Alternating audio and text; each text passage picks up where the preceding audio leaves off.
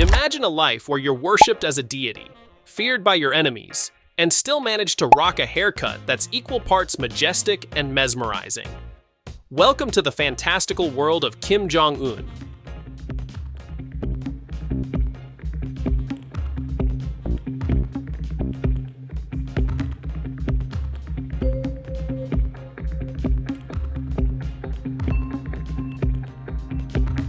Or as he'd preferred to be called, North Korea's supreme leader, and the most intriguing figure in modern geopolitics.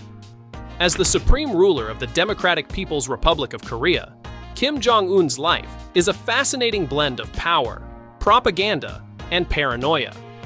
His regime is notorious for its secrecy. Little is known, and this makes it difficult to separate fact from fiction. However, one thing is certain: Kim Jong-un's leadership has been marked by a relentless pursuit of nuclear power, a stifling grip on dissent, and a penchant for the dramatic. Stay with us as we unravel a typical day in the life of Kim Jong-un. One would think Kim Jong-un's early mornings would be like a typical politician. I mean, waking up at a particular hour with a fixed schedule that can't be adjusted. But for the supreme leader, things are a little bit different. Man has refused to live his life according to a calendar.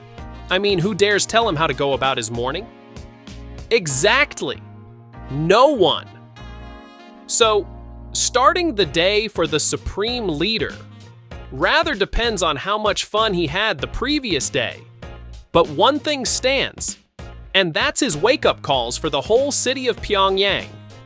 Orders are given to play a particular loud music through loudspeakers. The title of the wake-up song would have you cracking, "Where are you, dear General?" That's wild. And oh, this song was composed by Kim Jong-un's father, Kim Jong-il, in the year 2018.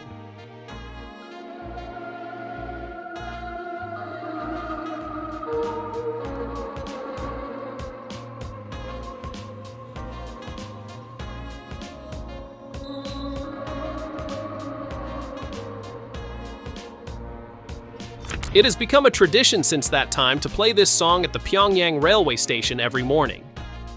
This wake-up call is for everyone except the supreme leader himself, of course. Not when he wakes up in his Rongsong palace-like residence, and instead of heading to the bathroom to freshen up, he reaches out for his freshly brewed cup of coffee, as anyone with a packed schedule will do.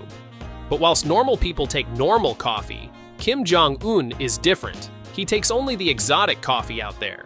His favorite is Brazilian coffee, which is usually imported. This coffee is said to cost about $500 per pound, and as of 2016, North Korea reportedly imported about $1 million worth of Brazilian coffee beans. Well, for the supreme leader, the rarity and quality of the bean is what sets him apart from others. The next thing on the supreme leader's schedule is breakfast, and he dines like the king that he is. I mean, even though millions of North Koreans starve and start their day without any food, Kim Jong-un ironically enjoys a table filled with different delicacies. We're talking high-quality bacon, sausages, premium steaks, sushi, and cheese, just to name a few. Sadly, while an average North Korean survives on white rice and bean sprout soup, their supreme leader is out there ordering $200 to $500 worth of beef across the world. Speaking about Kim Jong-un's love for the Swiss Emmental cheese, which he was introduced to while he studied in Switzerland, and ever since, it's been a forever tradition for the supreme leader to have it every morning. Even when there was a ban on the importation of cheese into North Korea, that didn't stop him from eating them. Talk about having no obstacles. Still on Kim Jong-un's breakfast, this man is also a lover of lobster and caviar. You know what's funny? These two products are also banned from entering North Korea. But has any ban stopped the supreme leader from having lobsters and caviars for breakfast? Nah. He enjoys all these while having his shark soup and elite snake wine by his side. Kim Jong-un doesn't worry about his citizens. All that matters is his belly. And as long as that's full, every other thing comes second. The next thing on Mr. Kim's agenda is to visit the various factories, construction sites, markets, and even farms where he tries to show the people of North Korea that he truly cares about them. This routine is quite elaborate, I mean, going about each factory and construction site can't be as easy as you think. But does the Supreme Leader care? Well, no one knows. However, people believe that this is just his way of brainwashing the people into thinking that he gives a hoot about the people of North Korea and their welfare.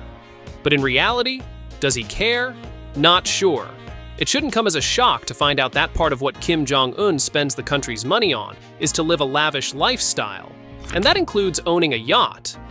Did I just say yacht? Oops, my bad, 2 solid yachts. The first one is called My Princess. It's a 95-foot luxurious yacht, which cost about $7 million. Kim uses this yacht during state visits as well as leisure trips. This water beast is a British motor vessel owned by a French multinational conglomerate, Louis Vuitton Moet Hennessy. This machine boasts 3 spacious decks, a kitchen, a gourmet area, a dining section that can accommodate up to 10 people, and 4 luxurious bedrooms each with a private bathroom. The other yacht is said to measure about 100 feet in length. There are rumors that Kim also owns several jet skis, a water slide-equipped boat, and a 60-meter leisure boat, all for his pleasure and comfortable lifestyle. Let's talk about Kim Jong-un's cars. I mean, one would think getting insane cars into North Korea would be difficult, as they have been banned from exports by international sanctions. But we're talking about the Supreme Leader here, and getting a luxurious car into the country is probably the easiest task. And man has an insane car collection. This man has an armored Rolls-Royce that costs about $1 million. He has an Audi R8 with a price tag of about $162,000. Let's not forget his Range Rover. That's about 100 grand. Oh, that's not all. In the Supreme Leader's garage, we have the Mercedes Maybach limousine. This car screams class and royalty, and it cost about $1.6 million. You might be wondering how he's able to spend this much money when his people are feeding from hand to mouth, but that is not a Kim Jong-un problem. It isn't. Man still has a bunch of other luxurious cars and sports cars, and they're allegedly over 100 in his garage. We earlier had a quick chat about Kim's mornings. Now let's take a quick look into his evening activities. Kim's evenings are nothing out of the ordinary. He mostly reserves his evenings for enjoyment and entertainment. This is the time when he tries to catch up with movie trends. Kim has a private theater where he watches different movies. He could watch any movie of his choice and talk about blockbusters, Disney movies, action movies, and animal documentaries. He's said to be a lover of the news channel, the likes of CNN and BBC, and even FOXNEWS. Words on the street that he even watches South Korean movies, even though they are strictly banned in the country. And to close the day, Kim Jong-un would throw a lavish party. I mean, who doesn't know that the Supreme Leader is famous for throwing extravagant parties? Just you, boy. At these parties, there's nothing you can't have. Your name, and it'd be right in your face. Well, that's if you ever get a chance to attend one. He reportedly spends about $30 million just to get exquisite liquor into the country. Kim Jong-un also enjoys the high-priced Hennessy brand, and millions of dollars are being allocated just to import it into Pyongyang. During this party, he's constantly surrounded by about 2,000 women who he referred to as his secret harem, or Kipam Jo. These ladies have no other job than to entertain Kim and his officials.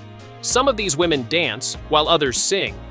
The ultimate goal is to entertain the Supreme Leader. After going about his daily activities, I mean all that coffee, heavy eating of contraband food items, visiting the factories, farms, and markets, cruising around in banned cars, and the ultimate partying with thousands of ladies all around him making sure he's perfectly entertained, it's finally time to come back home and rest.